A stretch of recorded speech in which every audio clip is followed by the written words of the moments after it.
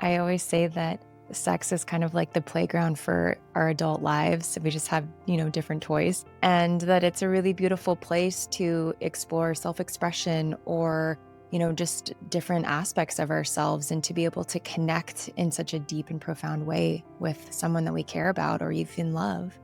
To keep in mind is that no one is born a sex god. No one comes out of the womb knowing how to just be great at sex and connect and be a powerful lover, right? And that ultimately sexual expression and like sexual confidence is a really learned skill. It's something that you train for, like anything in your life. Today's guest is someone who lives right at the intersection of sex, intimacy, and healing. Kirsten is a therapist, tantric sex coach, and the host of the Naked Connection podcast. She supports driven men to reach sexual mastery and build deep connections with the right women. She's helped thousands of men have better sex, more confidence, and easier relationships. I wanted to bring Kirsten on the show because so many men in recovery are also struggling quietly with intimacy and often have no idea how to start healing that part of their life. Kirsten's work sits right in that gap between sexuality, nervous system healing, and relational repair. In this episode, expect to learn what Tantra actually is beyond the stereotypes and how it can become a pathway for healing and growth. A simple 3-part framework for having confident, shame-free conversations about sex and intimacy with your partner. How to begin rebuilding trust and connection when there has been betrayal or porn addiction in the relationship, and much more. If you're listening to this and you want structured support to actually turn things around in your life, check out my group program, Unhooked Academy, at unhookedacademy.com. Inside the academy, you'll get coaching, community, and a clear system to get free of compulsive behaviors and build a life that you're proud of. The doors to the academy just closed up for the year, but you can get on the wait list and get notified as soon as doors open up again. And now, without further ado, please enjoy my conversation with Kirsten from the Naked Connection podcast. All right, ladies and gentlemen, welcome back to another episode of the Unhooked Podcast. I'm your host, Jeremy Lipkowitz. Today, joined with a lovely guest, Kirsten Trammell. Kirsten, welcome to the show. Thank you so much for having me. Yeah. So I came on your podcast a few weeks ago and we really kind of dove into some stuff, and it just made me really excited to bring you on the Unhooked Podcast to share your wisdom. And there's so much that you do in the world of intimacy and relationships and healing relationships that I wanted to bring you on. For the people who aren't familiar with you and your work, could you give us just like a high level overview of who you are and what you do? Yeah, definitely. So I am a tantric sex coach and also a psychotherapist. So I work with individuals and couples in the space of intimacy. And I come from really a more tantric lens in looking at these things, but also bringing in kind of that more therapeutic space of supporting individuals, and also have some experience in working with addiction, a little bit more substance related, but behavioral addictions as well. Wonderful. Yeah. And that's what I love about your approach is it does feel very grounded. Like you bring in the tantric wisdom, but then also it's very much grounded in therapy and kind of healing and just a very grounded approach, which I appreciate. I'd love to just take a little detour and explore your own story, because I always know that anyone who does this kind of work has a fascinating personal story of how they got into this. And so I'm Yeah. curious, what was the moment in your own journey that made you realize how important sex and intimacy are for well-being? Yeah, definitely. I think that I many years ago was living in a state of having relationships that weren't really fulfilling. I wasn't kind of getting through to the other side, so to say. I was struggling to really communicate what it was that I wanted in terms of a relationship and in terms of intimacy and sex. And I really struggled to be able to connect with men in the bedroom, and really with myself as well. And I really started to come to recognize that, if I didn't do something differently, that this was just going to be the pattern that continued for me. And I quickly started to recognize that, our romantic relationships and our sex lives are so intimately connected with the rest of our life and our well-being. And I started to find through, really like I really dove into learning as much as I possibly could, really in the beginning for myself, how to make changes.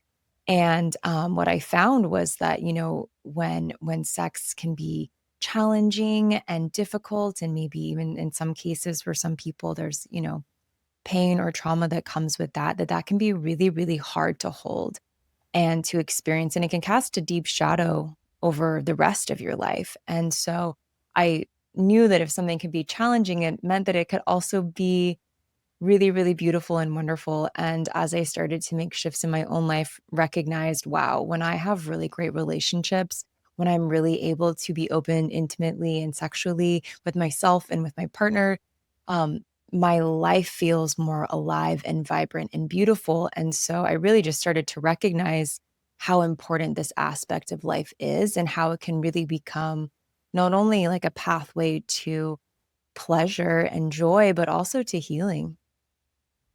So Yeah, yeah. it's beautiful that a lot of people just think of sex as this compartmentalized thing, this kind of thing that happens in the bedroom, and it's just one little part of life. But to see how interconnected it is with your overall well-being and that sense of fullness in life, and then it Mm. can actually be a doorway to a lot of healing for other things that might be going on in your life. It sounds like you started to use that as a form of therapy.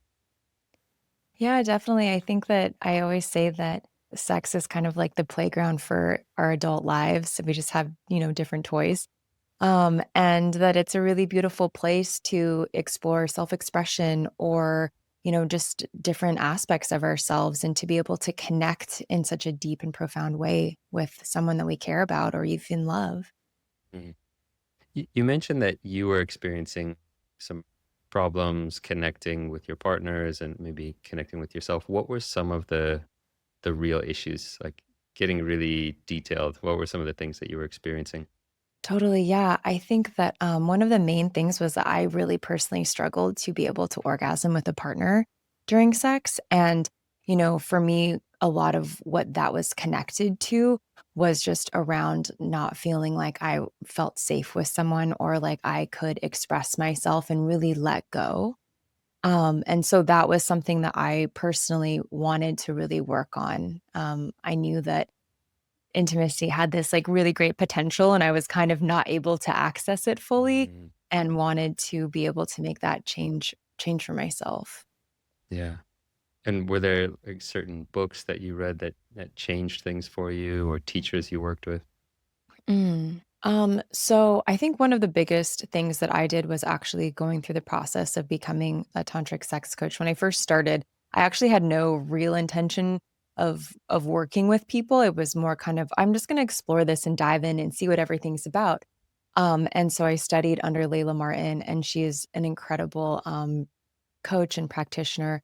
And so spent about a year and a half studying under her. And that was really, really, really powerful for me to go through that. So she's probably one of the main ones. And then I also think a lot of, books that I've read, I would say, and especially for like any man or woman listening, David Data's books, The Way of the Superior Man, Dear Lover, like just really beautiful, a little bit different and more of a spiritual lens, but his teachings are really, really powerful and helped me really understand myself and how I relate to men and intimacy.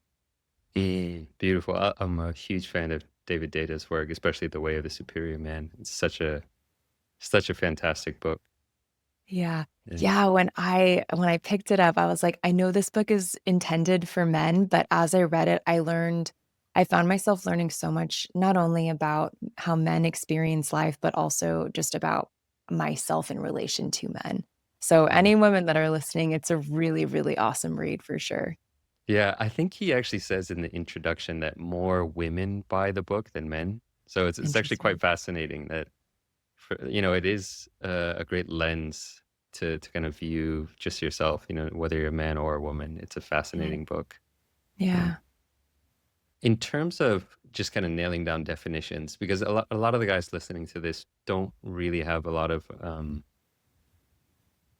connection with the word Tantra and what that means. And so I'm curious if you could describe what it is in layman's terms. What is Tantra?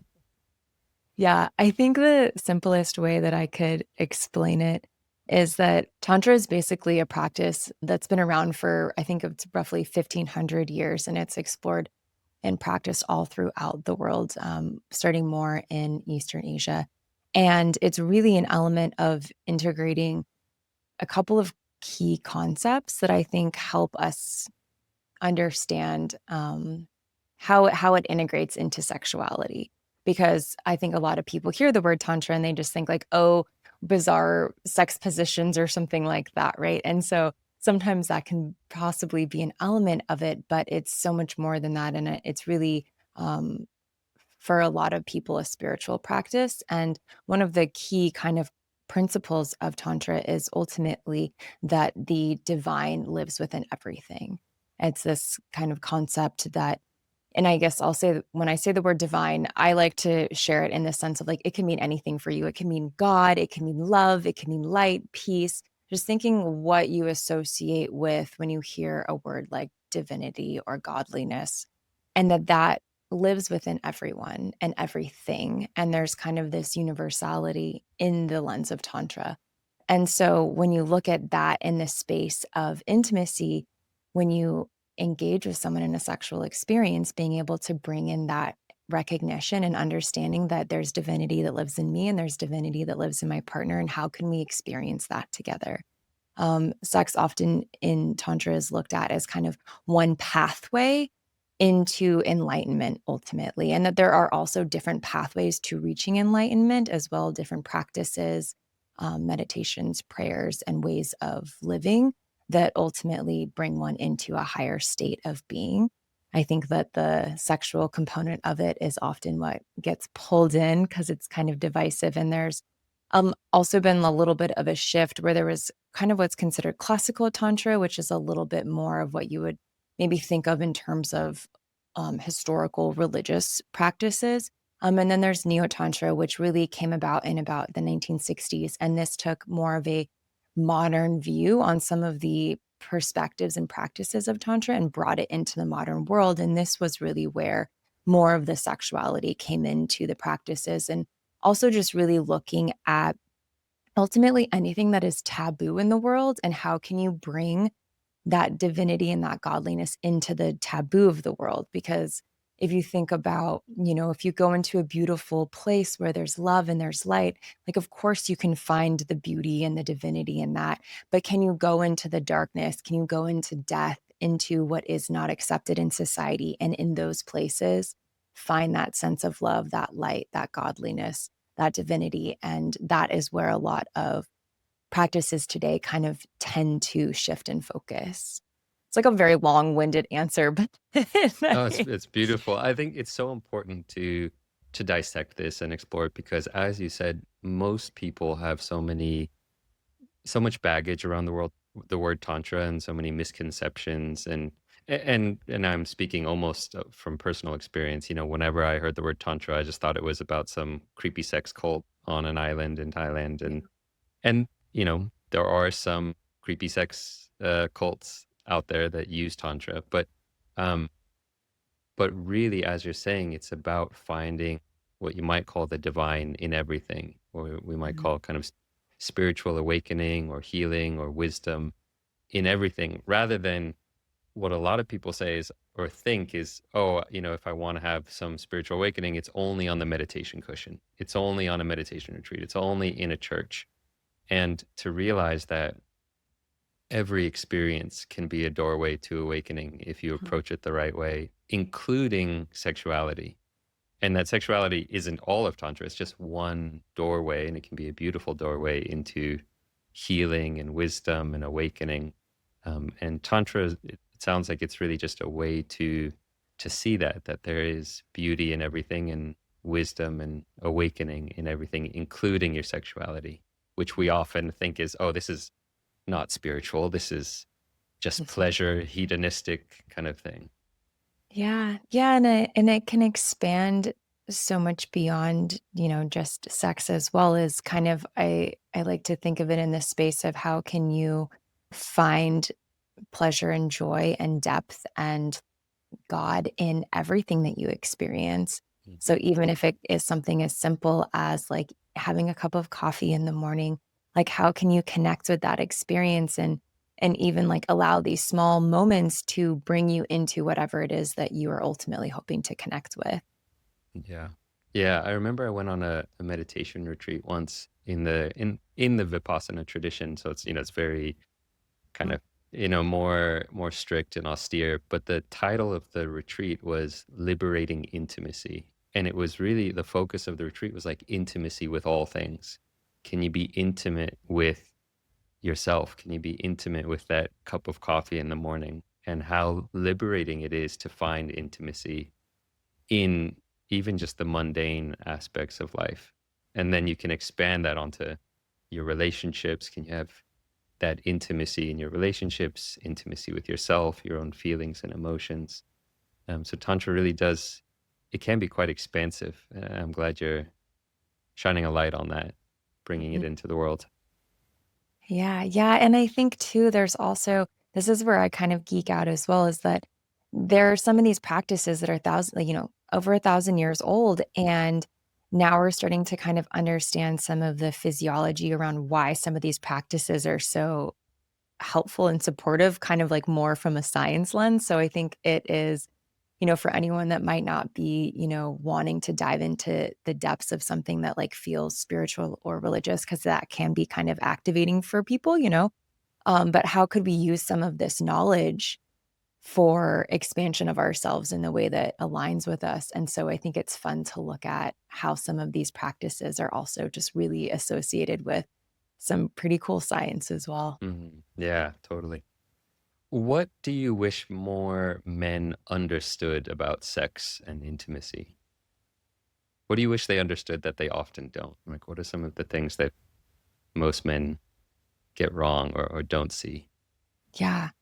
I think that one just really important thing for anyone to keep in mind is that no one is born a sex god. No one comes out of the womb knowing how to just be great at sex and connect and be a powerful lover, right? And that ultimately sexual expression and like sexual confidence is a really learned skill. It's something that you train for like anything in your life.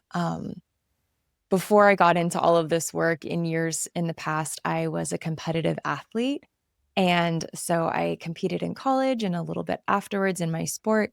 And I kind of think actually about intimacy and sex in like a similar way of how can we approach it. This is like the way my mind works sometimes. But, there was a couple of things that were really important for me when it came to sports is like understanding my competition, knowing how to train every day consistently, and then also having a really powerful mindset. And I think the same is true when it comes to sex. So of course, if you're a man entering into a sexual situation, being able to take the time to know the partner that you're with, like understanding their body, understanding their mind and their emotions is so important. And then also that element of training. So I'm not just, if I just never trained in my sport ever and showed up on game day, probably wouldn't perform the way that I wanted. And I think the same is true for sex, right? So there are so many practices and ways to approach intimacy to prepare for it that I think for many reasons, right, aren't necessarily educated or informed that this is an aspect of sex. And then finally, the mindset piece. I think a lot of the time, if you don't believe in yourself or if you aren't confident or comfortable in yourself more than anything, that makes it really, really challenging to ever, execute any kind of like technique or trick or position or whatever have you, or be able to like explore something and like do dirty talk or role play or whatever your desire is.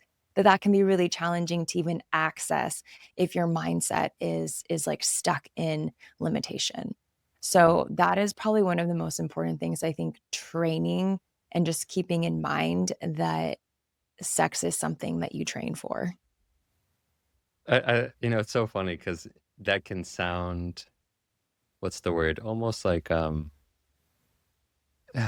the wrong way to approach sex, like, oh, you have to train for it. You should just let it flow magically. But I think it's such a beautiful, it's like, no, no, it's like, it's a skill set. You're not going to be perfect at it. And there are things you can do to improve. You can train at it. You can get feedback. You can, look at ways to improve in this Mhm. aspect of life. It doesn't have to just flow magically, without any work. Yeah.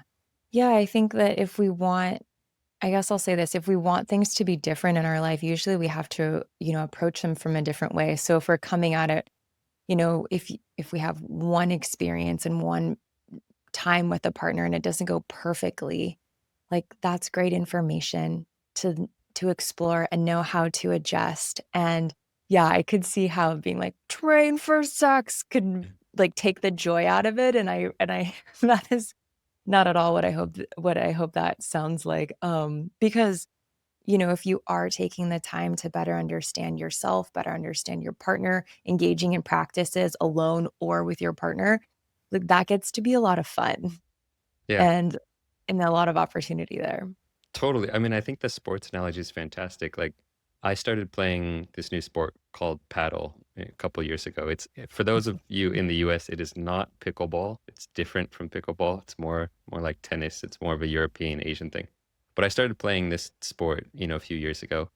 And in the beginning, I was really horrible at it.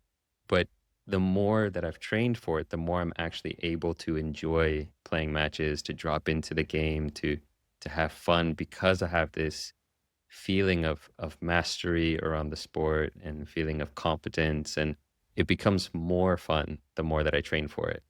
And so Mhm. I could totally imagine, sex is the same. It's like the more you can have that sense of confidence and self mastery and knowing what you're doing, it actually increases your ability to enjoy it. Mhm. Yeah, I don't wanna make an assumption here, but I imagine while you were playing paddle, you were enjoying your experience. Yeah, yeah, yeah, yeah. Yeah. I Yeah. mean, I enjoyed it in the beginning, also, not to say like, Mhm. obviously, there's a reason I stuck with it, but the better I get, the more that I'm able to drop into, these flow states and really, really deeply enjoy it at different and higher levels. And Mhm. so, I imagine sex is the same there too. Yeah. Yeah. Yeah. One other thing that's coming up for me in relation to the question you asked about what do I wish men knew, Yeah. if I can share another piece. I think that a lot of men that I have worked with or spoken with, really have a lot of really w colorful and creative desires that they would love to explore in their intimate life. Mm. And many men experience a great deal of shame or embarrassment, or if I was to share this with my girlfriend, my wife, my partner, they would think differently of me. They wouldn't want to be with me anymore, like kind of stepping into that mindset. And I think that there's a really important and powerful element in being able to express your desires that is just often left uncovered, so to say. And so if if anyone is feeling like, "Oh, I have this desire," and I'm feeling like I could never even allow myself to go there, that it is really, really powerful to be able to step into that in whatever level, that might look like for you. So I think that's also something that's just come up many times when I've in the work I've done, of noticing that that is something that many men feel stuck in, and wanting to move forward from, and it creates a cascade of, impact as well. So Yeah, that's a deep one. It's one of the things I want to dive in uh to today with you Mm. is like how to have those conversations. And it probably starts even before the conversation with your partner, because I know that a lot of men, the blockage is even before it comes to expressing that desire. It's even just accepting that desire within themselves, as Mhm. opposed to thinking, oh, this makes me a pervert or this makes me wrong or dirty. I shouldn't have this desire. So I imagine there's work to be done just on accepting that aspect of your desire and your sexuality. Right. Um, Before we dive into that, because I think Yeah. that's a little bit more down the road, if we take the example of a couple that has very little intimacy right now, and that's a lot of the guys I work with, the intimacy in their relationship has eroded over time, what is the first step you would recommend? I mean, if a couple comes to you and says, we don't have a lot of intimacy, there's just a disconnection, we're like ships that have just slowly drifted apart over years, where do you start? Oh, like that's it's a loaded question. I think that part of why this can be a challenging question to even answer is because there's so many possible reasons that a couple finds themselves in that situation. I Hmm. think that it's not necessarily this couple isn't having sex, so it's because of this one thing. Oftentimes, it's a collection of things that have built up over time. Hmm. So being able to slowly take some inventory of what those elements might specifically be for that couple. Is Um, that done like solo, or is that done together with your partner? Like, does each person kind of go do their inventory? Does the man who want to have this conversation do it by himself and think about why, or do you do it together? Yeah, I think that a combination of both. I often find that doing some self exploration first is really helpful so that when you come together as a couple, you kind of already have an understanding of what is my role in this. Um, because as hard as it might be to hear, oftentimes if a couple is in a specific situation, you know, relationships are a 200% game. And so each person is 100 responsible for their own 100%. So how can we look at where are you contributing to this pattern or this cycle? And then understanding where is my partner and how can we both come in with some ownership? I think that that can often be really helpful, not only for self understanding, but also so that both of you come in without walls totally up to one another. Because if you're able to say, hey, I thought about this and this is how I'm contributing, that's really helpful for both of you to be looking at the problem together. Um, Mm. I think is a really good place to start. Yeah, this reminds me of something I heard you talk about, what you called the three-part framework for confident conversations, how to talk about sex with your partner. And you said something really interesting. You said the conversation you're avoiding is destroying your relationship. And I imagine that for many couples, avoiding this conversation around the lack of intimacy is often one of the silent destroyers of the relationship. Um, could you walk us through that three-part framework for confident conversations if you remember it? I don't know. A lot of Like, I times don't I come remember. up with frameworks and I'm like, I do it for a podcast and somebody says, oh yeah, what was part two? And I'm like, I have no idea what you're talking Yeah, about. So that's literally where I'm at. I'm if like, I you, know that I did it recently, and I'm like, I'll remind you and then you can just take it from there. yeah, So first you talked about the three mistakes people make, which is blame, assumptions, and hinting, like being kind of vague. And then the mhm, three-part framework is the no blame opener, taking ownership, mhm, desire focused question, and the mhm. collaborative solution close. Yes, yes, yes, yes. Okay. Thank you. Yeah. Okay. So your question was to walk us through that framework. Yeah, yeah. Yeah, yeah, yeah. Um, well, I think that, and I will share this to that line that you just shared from the podcast that whether it's sex or otherwise, oftentimes the conversations that we are not having are the things that make us drift apart from one another because we aren't living in truth. Like the reality of the relationship is no longer being lived in if we're avoiding what's really there. I think about, the phrase, just brush it under the rug. People are, oh, just brush it under the rug. Well, after you brush things under the rug enough, your rug's going to get pretty bumpy.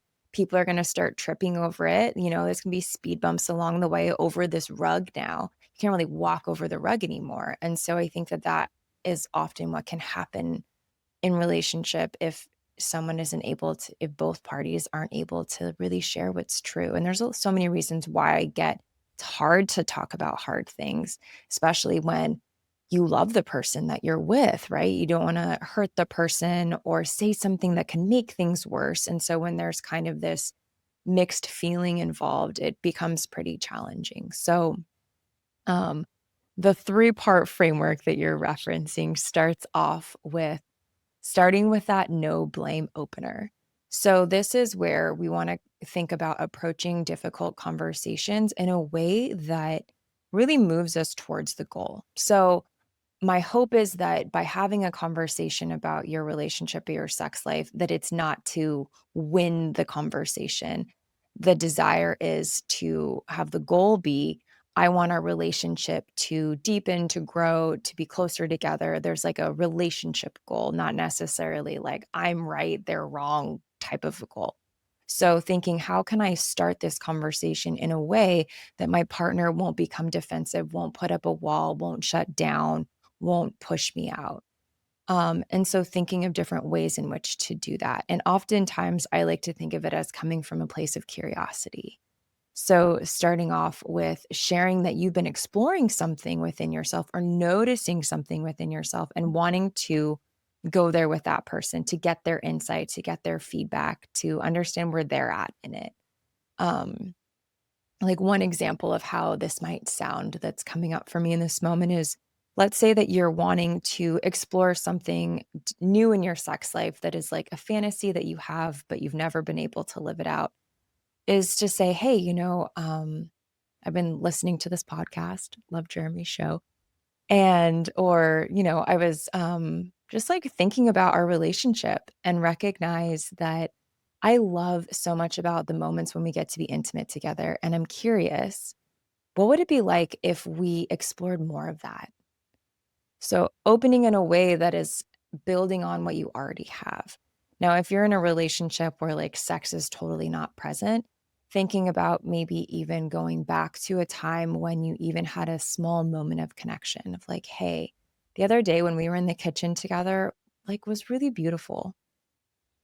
I would love to talk more about how we could have more moments like that because I really enjoy feeling close to you. Mhm. So finding a way to open the conversation that doesn't put up a wall of like, we never have sex anymore. And I'm just like, we got to talk about it. What's going on for you? Like that someone might shut down or like all of the different ways that someone might be able to say that. So I'll stop. Mhm. That's the first part. I'll pause here and see if you have any thoughts. Yeah, well, I love, that first part around, connecting, almost remembering that you're on the same team.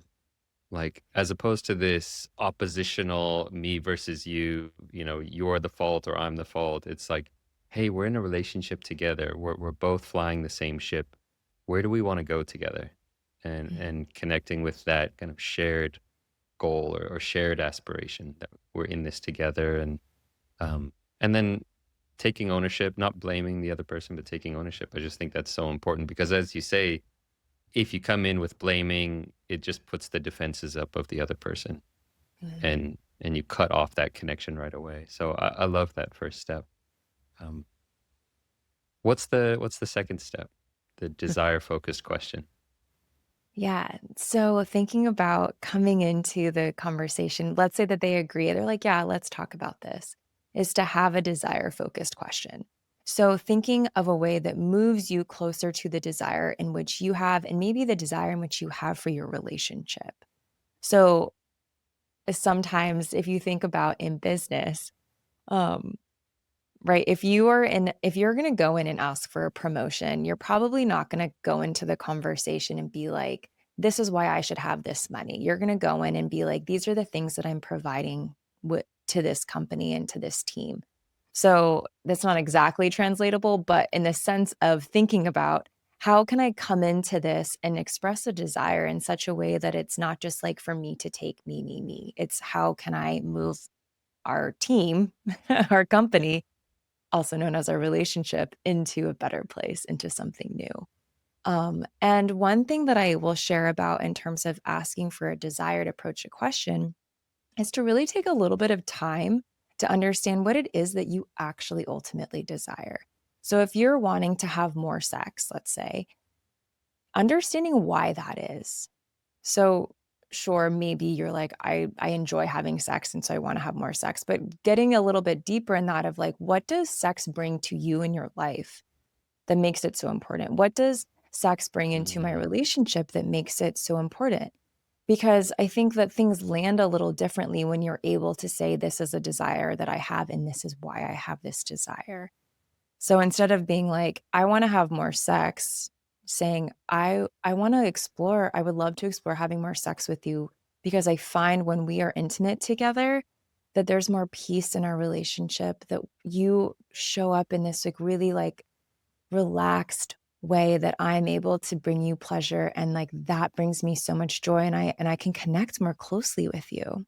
Like Mhm. if that's true for you, right? So speaking to the desire that you have, and also, exploring what would be something that they would also want.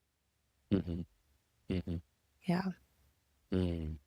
I imagine as you're talking about these, and I know we're just on the first two steps, there's still a third step, but it almost feels like these steps, it's not always just a sequential one, two, three, that they're kind of interwoven of like going back and forth to taking ownership. Like, okay, and I do want more sex because I feel connected.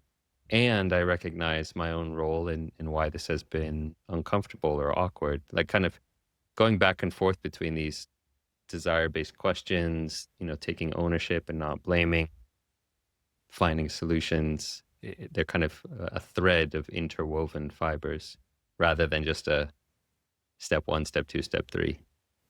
100%. Yeah.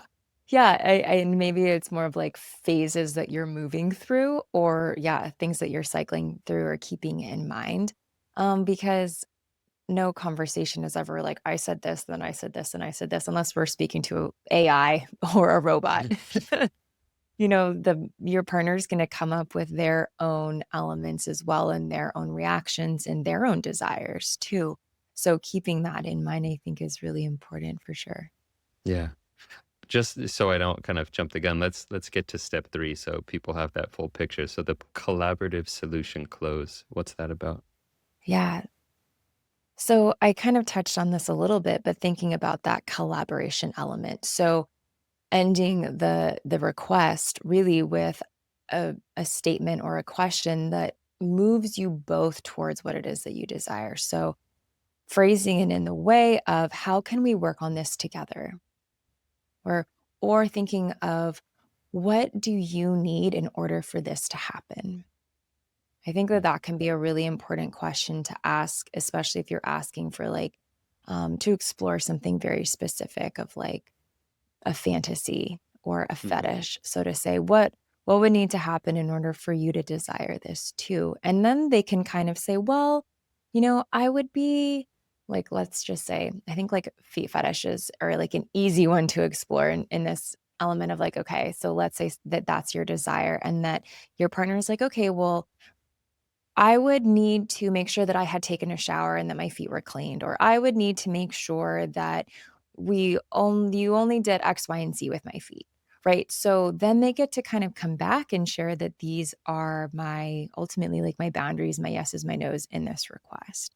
Or in the space of, if we're talking about couples that have drifted apart, well, I would need to have a set time for when we were gonna be intimate, or I would need at least an hour of alone time to eventually put myself in the right place, whatever their request is.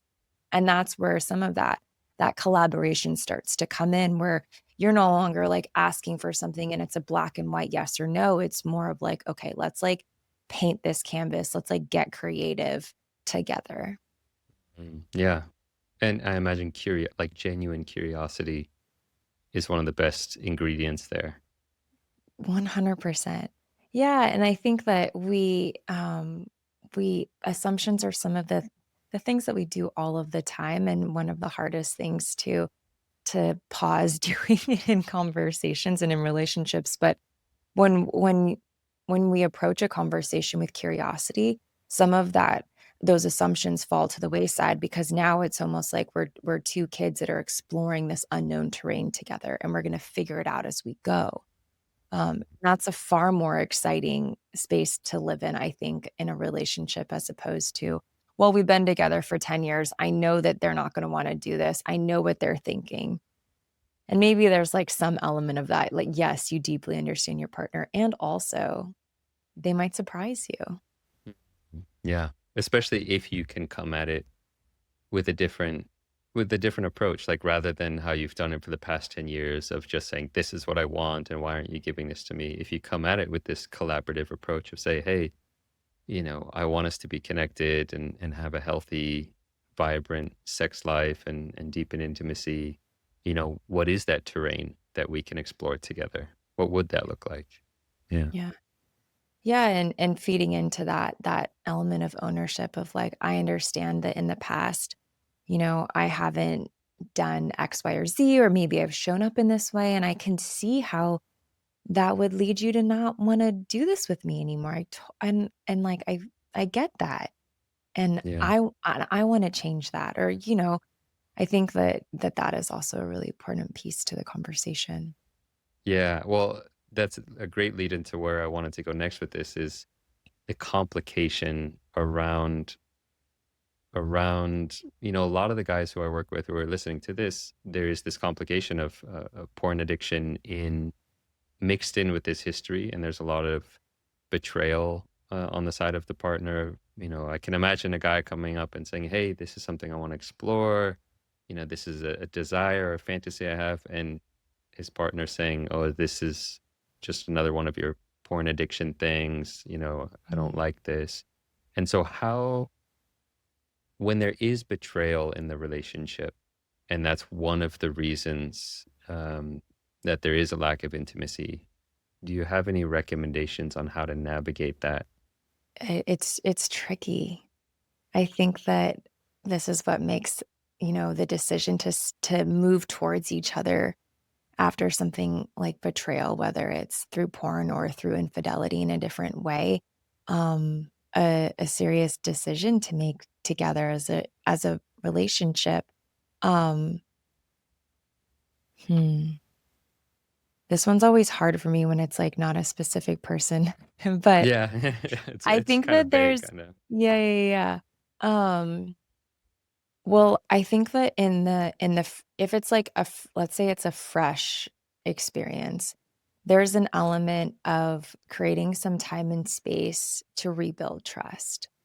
Mm, Fortunately or not, trust and connection isn't often rebuilt overnight. It's something that takes time. And where I do add caution to that is at what point, because I think this can happen often, is that the person who feels betrayed will continue to hang that over someone's head for a very long period of time. And so knowing within your own relationship and dynamic, like what is the limit for you? And also looking at, okay, how can we work together to build this trust and for us to both as a couple make the decision that, okay, this did happen and we're deciding together that we are going to move past it.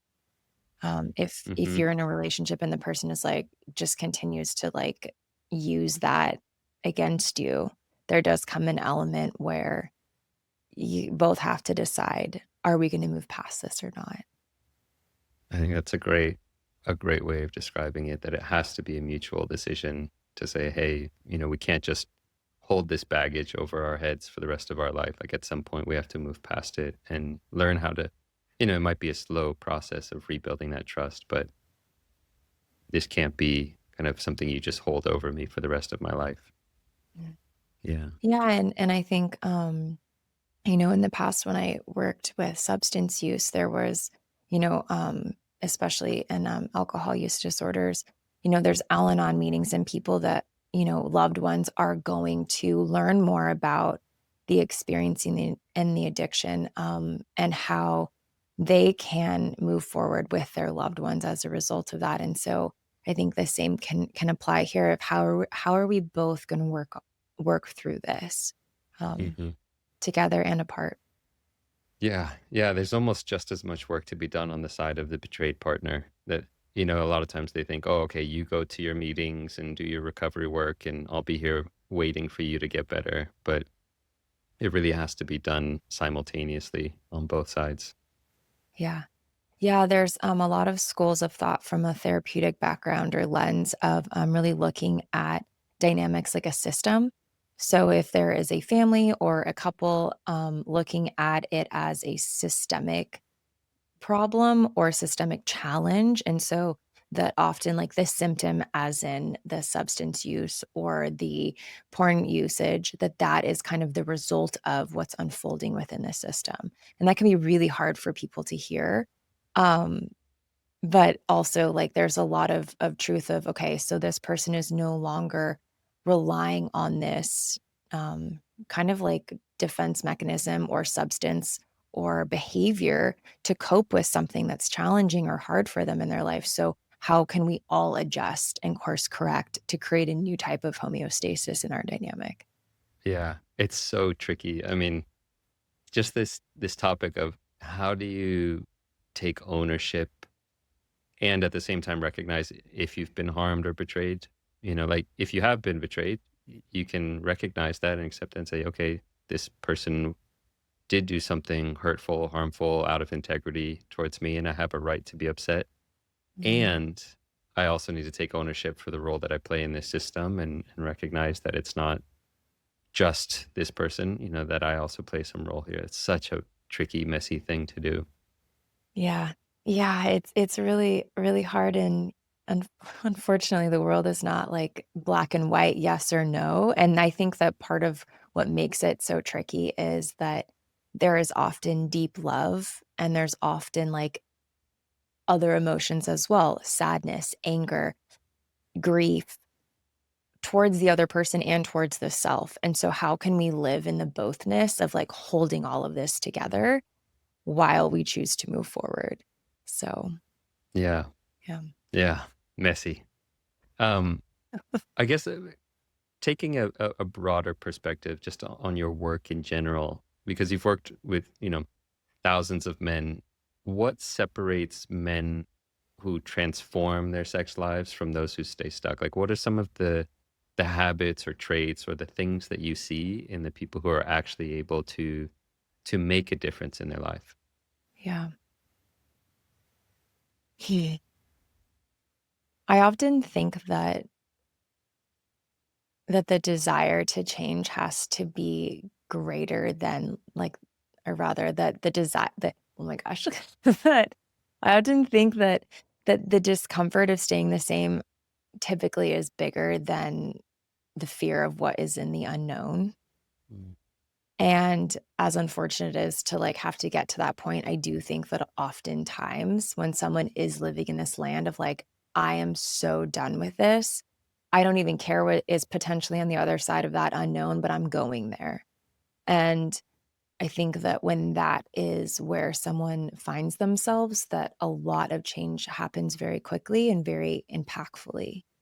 So that's kind of like the starting point of it.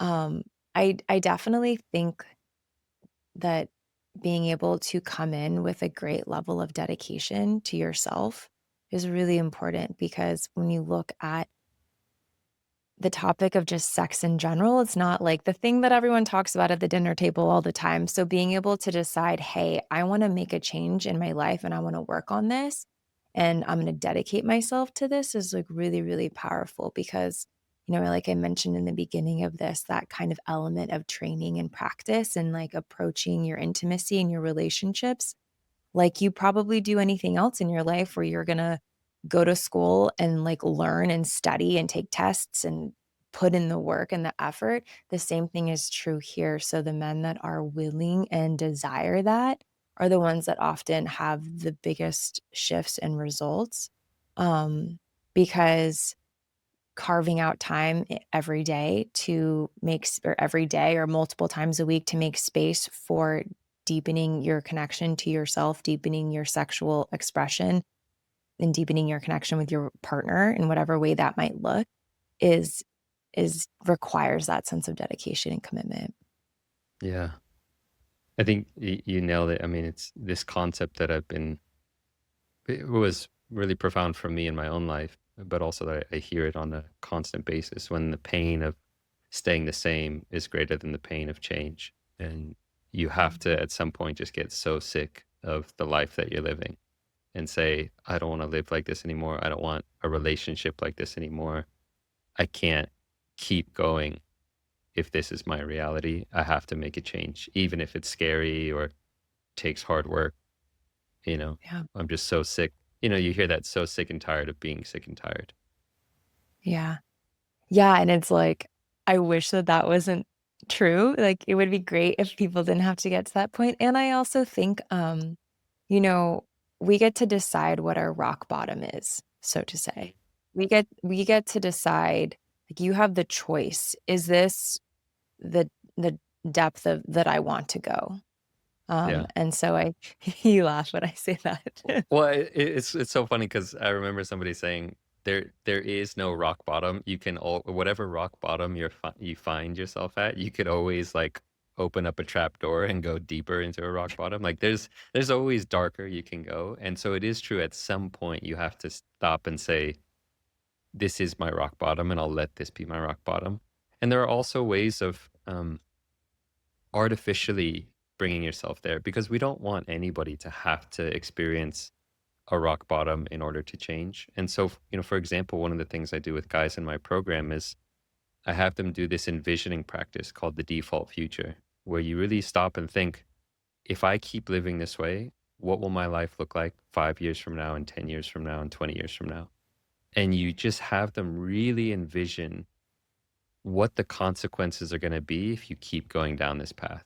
And it's a way of almost artificially putting yourself in a rock bottom without having to actually go there, where you realize, wow, I'll be divorced, bankrupt, just kind of like not a pretty picture of the life that I want to live. And that feeling that you get from seeing that future can be some of that energy that gives you the motivation to change.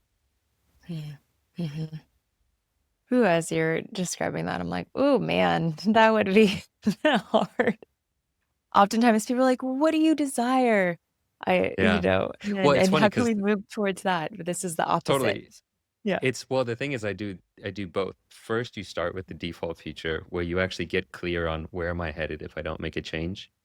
And then the next exercise we do is the dream future, Hmm. where you actually do that thing that also a lot of people don't do, is to say, what do I really aspire to? What does my heart really desire? Because a lot of guys also don't do that, where they don't connect with what really would be fulfilling. And so when you do that, you say, oh, what I want is a deeply fulfilling relationship. I want a vibrant sex life. I want emotional safety and vulnerability, where I'm not lying. I have nothing to hide from my partner. And it's almost the discrepancy between those two that is really powerful for motivation to change. You go to the worst and then you also go to the best, and you say, wow, Mm. like if that's my future, if I don't make a change, and this is what's possible if I do, yeah, I want that future. And I don't want that default future. So it is both, but I think a lot of people just focus on one or the other, and it's powerful to do both. Mhm, mhm. Yeah, and then I imagine, like, assessing of where am I closest to or what direction, like, as you're going through the process of training or changing or working on yourself of, like, how far away am I from the vision that it is that I really desire? Hmm. Yeah. Yeah, Well, and also cool. just to recognize that you have agency, and it's not like one is predetermined. It's up to you. There's that story, the story of the two wolves. Have you heard of Mm, that one? Oh man, I'll just tell you.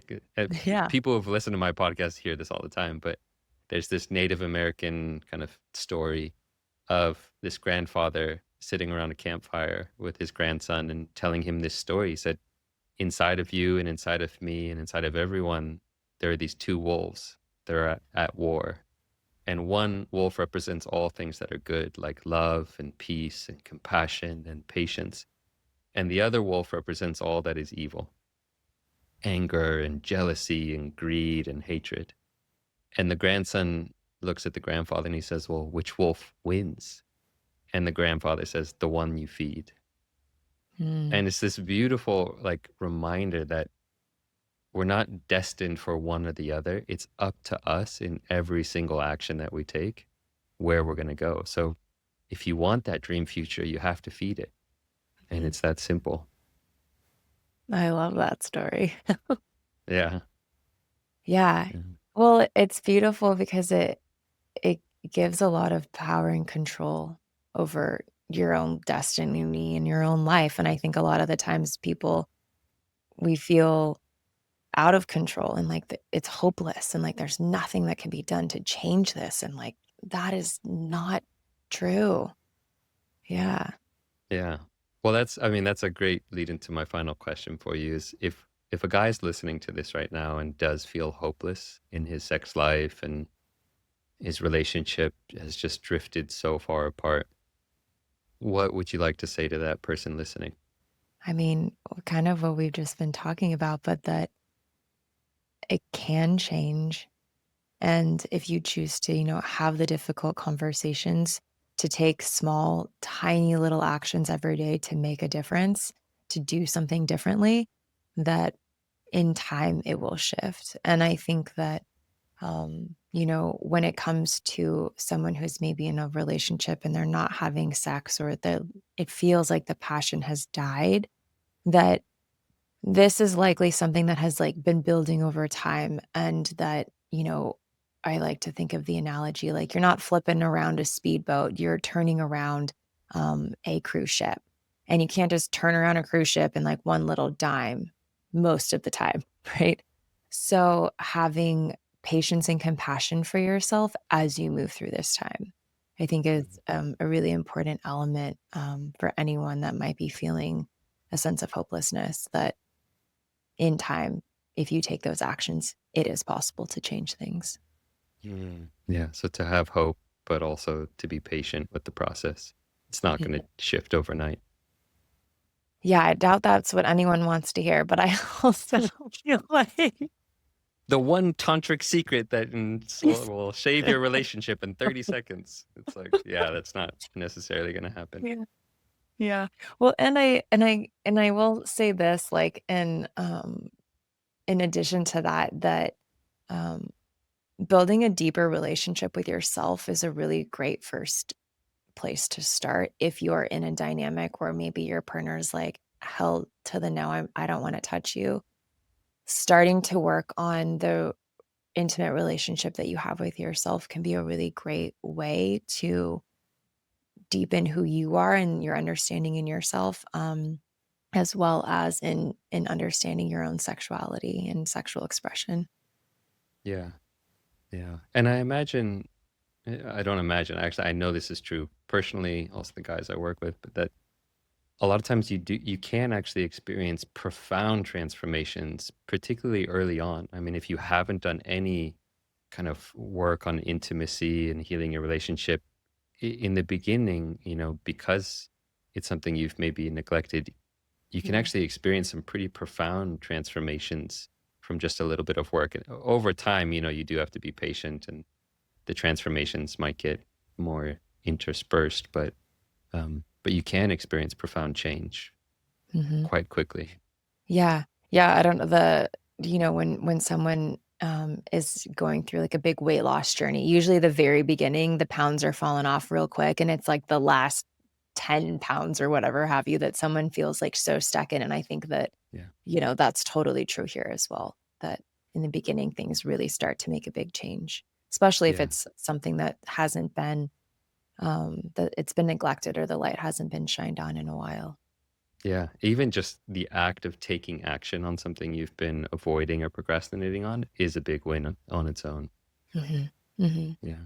Yeah, and I think it builds that sense of, like, I accomplished something. I did the Hmm. thing that I wanted to do that I haven't been doing, and that helps with that mindset shift of, "I can do these things. I can take the actions," and that just starts to snowball.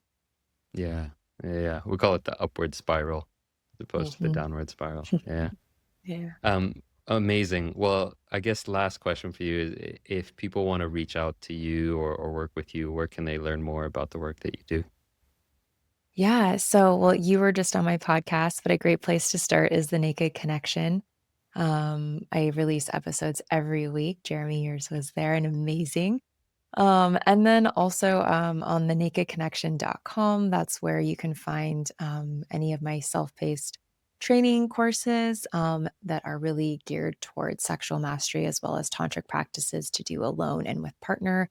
And yeah, just anything, probably go to the website, or I'm on my YouTube channel, The Naked Connection, or Instagram, The Naked Connection. It's all The Naked Connection. Amazing. Yeah, Yeah. fantastic. Well, really wonderful having you on. And yeah, this was a great episode and a lot of good wisdom in there. So thanks for joining me. Yeah. Thank you so much for having me. It's a pleasure. Yeah. All right, folks, that's it for today. We'll catch you guys on the next episode of Unhooked.